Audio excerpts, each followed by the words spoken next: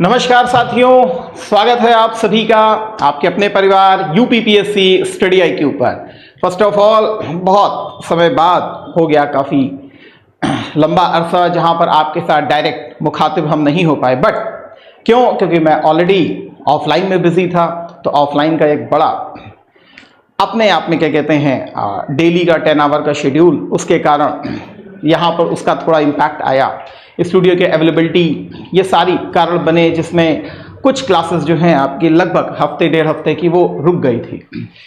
लेकिन अब ये सिनेरियो फिर से स्टार्ट हो रहा है, तो आज से ही स्टार्ट कर रहे हैं हम लोग। आज मंडे है, तो चलिए स्टार्ट करते हैं पुनः अपनी 15 मिनट की सीरीज को। टारगेट हमारा कौन सा है? टारगेट है हमारा 6 दिसंबर। जी हाँ, 6 दिसंबर जब हमारा यूपीपीसीएस कंडक्ट होने वाला है, प्रीलिम्स का एग्जामिनेशन। तो अब इस सीरीज को फिर से कंटिन्यू करते हैं आप सभी के साथ उन बेहतरीन क्वेश्चंस को लेकर के जिसको लगातार हम डिस्कस कर रहे थे। तो चलिए स्टार्ट करते हैं आज के सेशन के साथ। तो फर्स्ट ऑफ ऑल, आप सभी भाइयों बहनों को, देवियों सज्जनों को बहुत बहुत प्यार भरा नमस्कार। चलते हैं। अच्छा, ये मेरा टेलीग्राम चैनल है, आप सभी बहुत अच्छे तरीके से वाकिफ भी हैं। जो भी PDF रहेगी वो आपको यहाँ पर शेयर कर दी जाएगी। आप सभी से बहुत विनम्र गुजारिश है कि आप टेलीग्राम चैनल को अवश्य ज्वाइन कर लीजिएगा। ये हमारा ऑफिशियल टेलीग्राम चैनल है, तो ऑफिशियल टेलीग्राम चैनल भी लगातार आपको अपडेट देता है। PCS का तो आ ही चुका है, RO भी आने ही वाला है। आपको मालूम है कि लगभग फर्स्ट ऑफ वीक अगस्त तक आते हुए, जब तक कोई प्रॉब्लम ना हुई, तो फर्स्ट ऑफ वीक अगस्त तक आते आते आपको RO का भी नोटिफिकेशन आता हुआ दिख जाएगा। इसीलिए बी प्रिपेयर हो जाइए, क्योंकि आपका सिलेक्शन आप ही के हाथों में डिसाइड करता है, डिपेंड करता है, माफी चाहेंगे, आप ही के हाथ में डिपेंड करता है। बट फोकस आपका ही होना चाहिए कि आप कितने डेडिकेशन के साथ हैं। चलिए स्टार्ट करते हैं। कहाँ तक हम लोगों ने इसको छोड़ा था? फिलहाल दिल्ली सल्तनत पीरियड को हम डिस्कस कर रहे थे और लगभग लोधी तक आ चुके थे। लेकिन आज कुछ सेशन आपके साथ रैंडम मैंने पकड़े हैं जो कि दिल्ली सल्तनत से संबंधित हैं। प्लीज़ इसके आंसर को जरूर दीजिएगा, that is very very important. चलते हैं पहले क्वेश्चन की तरफ, आपके साथ चलते हैं। क्या कहता है पहला क्वेश्चन? प्लीज देखने का प्रयास कीजिएगा। Which specific administrative department was established by Alauddin Khilji to recover arrears from revenue collectors and curb corruption? Means Alauddin Khilji ने राजस्व संग्राहकों से बकाया वसूलने तथा भ्रष्टाचार पर अंकुश लगाने के लिए किस प्रशासनिक विभाग की स्थापना की थी? दीवान अर्जा, दीवान इंसाफ, दीवान मुस्त खराज and Diwan Rasala. What would be the answer? So, please.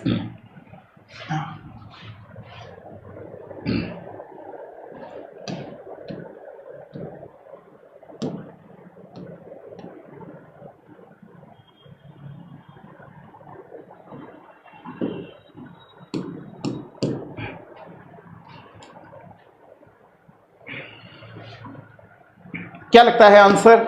I hope so आपने आंसर अपना दे ही दिया होगा। तो फिलहाल आप जान भी रहे हैं कि दीवान अर्जा basically was created by the Balban. So Balban के टाइम पीरियड तक आपको दिखाई पड़ेगी और even up to Mughal period तक आपको दीवान अर्जा ही मेन मिलिट्री डिपार्टमेंट के रूप में देखने के लिए मिलता है। हाँ, मुगलिया सिस्टम आएगा तो फिर मनसबदारी सिस्टम जो है, that is a Mughal administrative steel framework, वो हमको देखने के लिए मिलेगा। दीवान इंशा बेसिकली पत्राचार विभाग, जो लेटर डिपार्टमेंट होता है, वहां से हमें देखने के लिए मिलेगा। दीवान रसालत दैट इज फॉरेन मिनिस्ट्री के रूप में हमको देखने के लिए मिलती है, तो फॉरेन मिनिस्ट्री के रूप में हमको समझ में आएगी दीवान रसालत। ठीक है, सो आंसर किस पे जाएगा? दैट इज सी, दीवान मुस्त खराज, है ना। तो अलाउद्दीन खिलजी ने स्पेशली इस डिपार्टमेंट की स्थापना की थी। नाम क्या था? दीवान मुस्त खराज। ठीक है, सो नेक्स्ट क्वेश्चन की तरफ आपके साथ चलते हैं।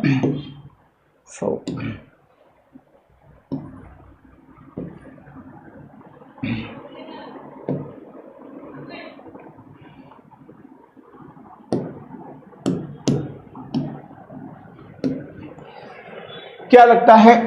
सी, in the context of the Balban theory of the kingship, what did the term नियाब ए खुदाई सिग्निफाई? सो क्या लगता है बलबन के राजत्व सिद्धांत के संदर्भ में नियाबत ए खुदाई शब्द का क्या अर्थ था? The sword of Islam, the pillar of the religion, the vice regency of God, the shadow of the God. So what would be the answer? क्या लगता है? So the sword of Islam, the pillar of religion, the vice regency of God and the shadow of God. So आशा करता हूं answer आपने दे दिया होगा. So जब हम बात करते हैं नियाबत ए खुदाई, हाँ, नियाबत ए खुदाई, it means the vice regency of the God. हाँ, अगर शैडो ऑफ गॉड आपने लगाया है तो दैट वाज द जिल्ले लाही, है ना, जिल्ले लाही, जिल्ले लाही. तो जिल्ले लाही that was the mean of the shadow of God, ईश्वर की छाया. बट यहां पर आपको मालूम है कि उसने दो स्पेशली पर्शियन टर्म से स्टार्ट किया था. एक तो नियाबत ए खुदाई and second one is your जिल्ले लाही. तो नियाबत ए खुदाई means the vice regency of the God. ठीक है, the submission towards the God means केवल वो यही मानना चाहता था कि अल्लाह एंड आफ्टर पैगंबर जो भी है वो कौन है, वो केवल और केवल किंग है. तो बलबन की डिवाइनशिप थ्योरी क्या है कि नियाबत एक खुदाई कि I am the true messenger of the God after the पैगंबर, the vice regency of God. ठीक है, तो ये राइट आंसर होगा. लेकिन सेकंड जो उसने फिलॉसफी अपनी चालू की थी वो थी जिल्ले लाही की. तो जिल्ले लाही बेसिकली डिनोट करता है किसको, द शैडो ऑफ गॉड, क्योंकि ईश्वर की छाया के हिसाब से.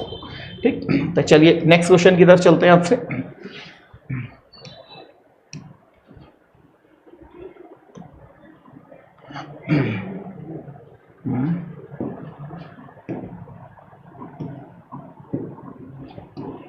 So, which sultan was the first to levy haqq-e-sharb, irrigation tax, after the consulting with the ulemas?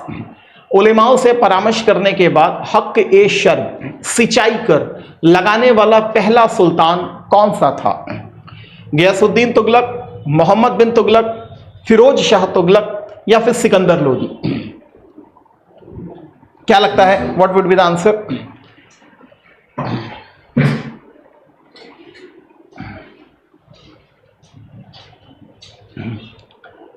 So it mean हक़-ए-शर्ब. वैसे भी आपको मालूम है कि जिसने ये टैक्स लगाया था उसने सिर्फ और सिर्फ अकॉर्डिंग टू शरीयत केवल और केवल 4 टैक्स के ऊपर ही फोकस किया था. जजिया लगाया, जकात लगाया, ब्राह्मणों के ऊपर जजिया को इंपोज करने वाला फर्स्ट रूलर बना था, है ना.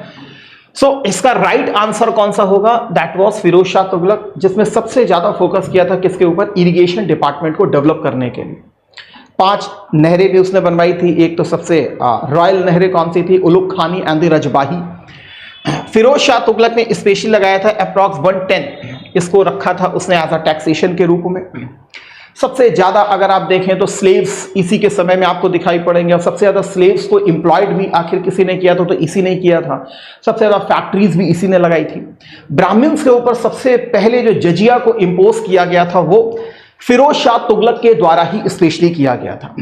तो एक इंपॉर्टेंट टर्म हमको देखने को मिलता है फिरोज शाह तुगलक का. इवन आप देखें तो दास विभाग भी बनाया गया, अस्पताल के लिए दारुल शफा को भी ओपन किया गया, है ना. कुछ इसने सिक्के भी चलाए थे, अद्धा और बिक, अद्धा एंड बिक सिक्के आपको देखने के लिए मिले थे. इसके अलावा शशगनी नामक एक इसने सिल्वर के सिक्के को भी स्पेशली कंडक्ट करवाया था. तो that was Firoz Shah Tughlaq is right answer. हक़-ए-शर्ब स्पेशली कहा जाता था इरिगेशन टैक्स को. ठीक, next question.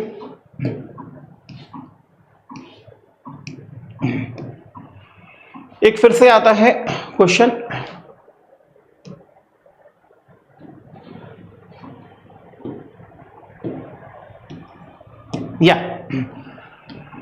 what was the primary function of the मुनहियंस during the reign of the Alauddin Khalji? Alauddin Khalji के शासनकाल में मुनहियांस का मुख्य कार्य क्या था? Horse inspector, secret spies, revenue accountants या मार्केट सुपरिटेंडेंट्स? सो क्या लगता है answer?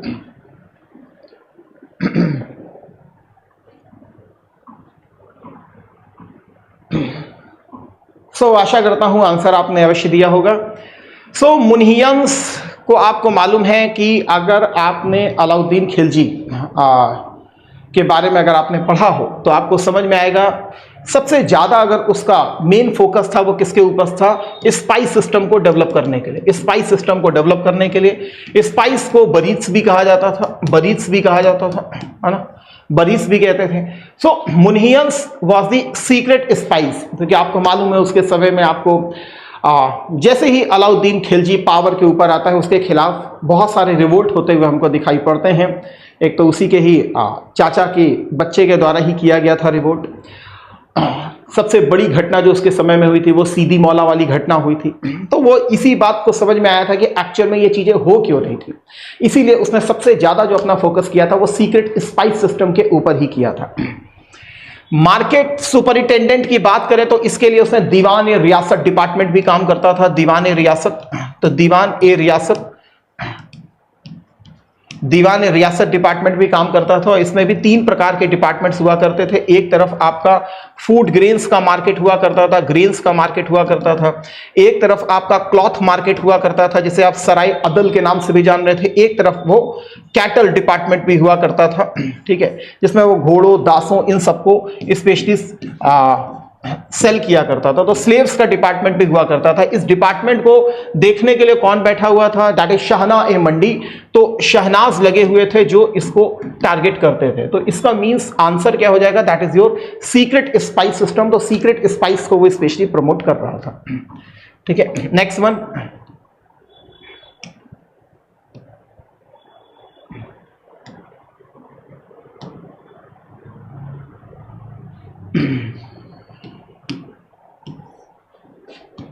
now who authorized the fatwa e jahandari, a work on the political theory providing advice to muslim rulers।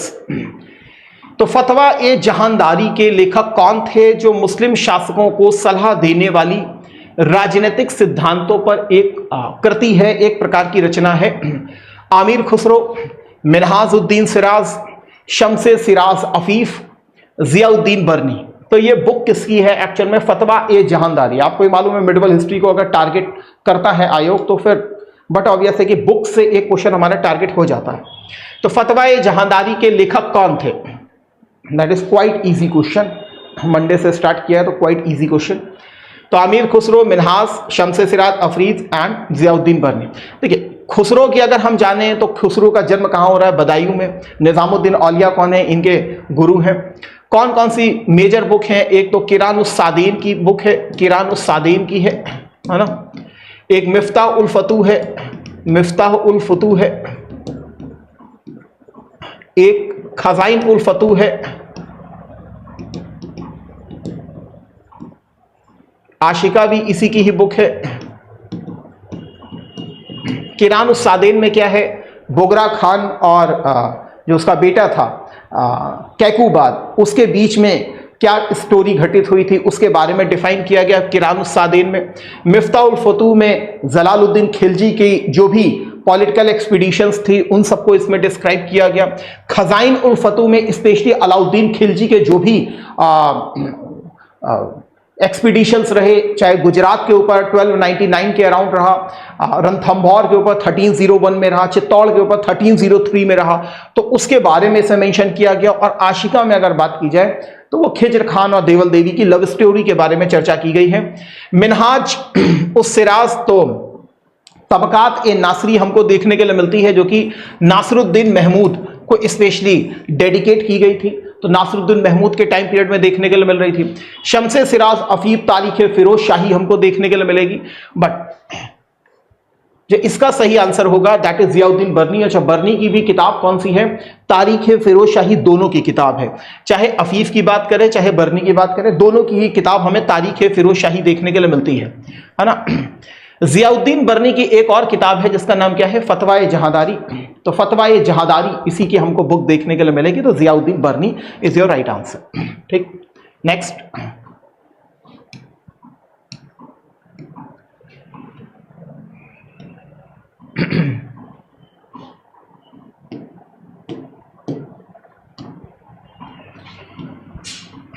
लिखा है which architectural feature became a prominent characteristics of Lodi dynasty tombs distinguishing then from earlier sultanate structure. Lodi वंश के मकबरों की कौन सी स्थापत्य विशेषता एक प्रमुख विशेषता बन गई जो उन्हें पहले के सल्तनत के ढांचों से अलग कर देती है? Use of red sandstone, the true walk, the sloping walls, water method, ढलुआ दीवारें या डबल डोम दोहरा गुंबद? क्या लगता है आंसर?